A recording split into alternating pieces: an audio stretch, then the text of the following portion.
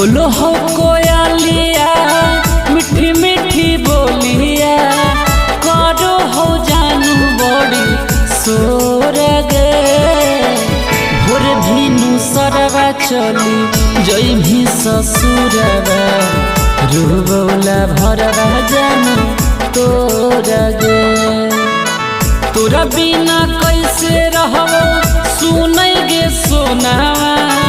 फाटो करे जलागो मोरा गे भोर भीनु सरवा चली जई भी ससुरवा रूबौला भरवा जानू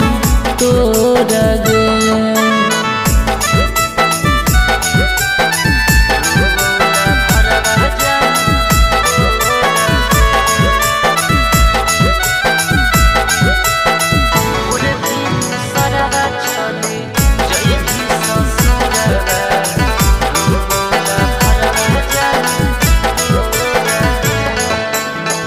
किस्मत के खेला के जन समझो न पाइनी प्यार के जाल में जन फसिएर गे नहीं किस्मत के खेला के जन समझो न पाइनी प्यार के जाल में जन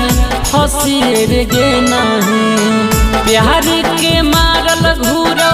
पगला भरवा नदिया की नरवा कर सोरा गे भोर भीनु सरवा चली जई भी ससुरवा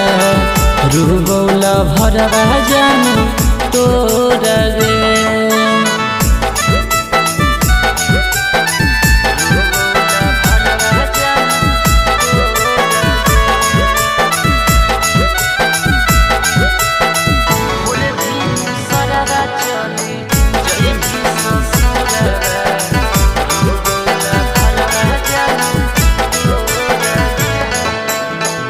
हमनी के प्यार के अलग कहानी तोर हम हलियो राजा तू हमरे रानी